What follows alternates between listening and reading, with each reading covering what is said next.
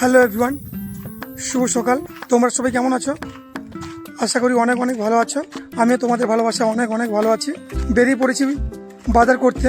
তো রোজ সকালে বাজার করতে যাওয়ার আগে টিফিন করেই বেরাই। আজ সকালে একটু দেরি করে ঘুম থেকে ওঠার জন্য টিফিন করে হয়ে ওঠেনি, তাই ভাবলাম যে বাজারে গিয়ে টিফিন করব। বাজারে দেখি গিয়ে কী কী টিফিন করতে পারি। তো একটা কথা বলে রাখি, এখানে কিন্তু ওয়েস্ট বেঙ্গল মতো লুচি ঘুগনি কিংবা পাউডার তরকারি এসব পাওয়া যায় না। কী কী পাওয়া যায় দেখার জন্য সঙ্গে দেখো। দেখা হচ্ছে খাবারের দোকানে গিয়ে। চলে এসেছি খাবারের দোকানের সামনে। চলো কী কী টিফিনে কী কী পাই দেখি।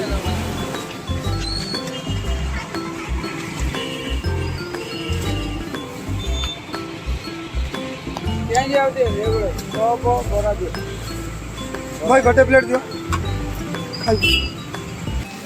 যেটা বলছিলাম, আমাদের ওয়েস্ট বেঙ্গলের মতো ঘুগনি মুড়ি কিংবা লুচি তরকারি কিংবা আলুর কষা, পাউডার এসব পাওয়া যায় না।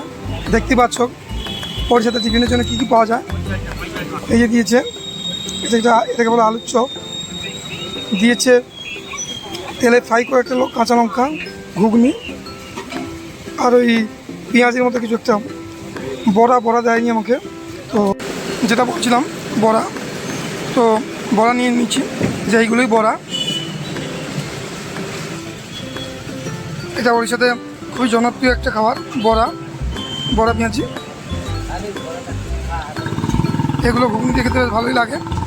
খেয়ে তোমাদের সঙ্গে কথা বলছি।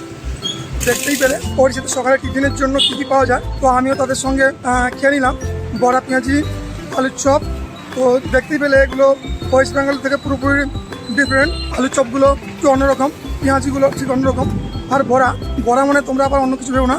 যারা যারা আমাদের গ্রাম থেকে দেখছে তো ভাবছে বড়া আবার কী দেবে, বড়া মানে কি শোরের মাংস নাকি? সকালে কি শোরের মাংস খাচ্ছে নাকি? হ্যাঁ, বলে রাখি, মানে শোরের মাংস নয়, সুজি দিয়ে বানানো একটা পকোড়া মতো।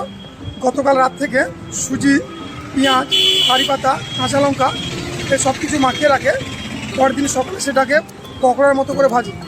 এটাই হলো বড়া। আর এরা বড়া বলো, পেঁয়াজি বলো কিংবা আলুর চপ বলো, সব কিছুই এরা ঘুগনি দিয়ে খায়। এটা এমন নয় যে এরা অন্য কিছুতে খায় না। এরা একটা হোমমেড চাটনি, কাঁচা লঙ্কার চাটনি, সেটা দিয়েও অনেকে খায়। তো বেশিরভাগ মানুষেরা ঘুগনি দিয়েই খায়, তাই আমিও খেয়ে নিলাম ঘুগনি দিয়ে বড়া পেঁয়াজি আলুর চপ। তো তোমরা দেখতে পেলে উড়িষ্যায় কী কী সকালে টিফিনের জন্য পাওয়া যায়। তো বন্ধুরা, যারা যারা ওড়িশাতে এসছো তারা তো জানোই, এবং যারা যারা ওড়িশায় আসেনি দেখে নিলে নিশ্চয়ই। এবং কারা কারা ওড়িশাতে এসে এই বড়া পেঁয়াজি কিংবা পকোড়া এসব ট্রাই করেছো, প্লিজ কমেন্টে জানিও। এবং তোমাদের কেমন লেগেছে এটা প্লিজ কমেন্টে জানাতে ভুলো না কিন্তু। আবার একটা নতুন ভিডিওতে তোমাদের সঙ্গে দেখা হচ্ছে।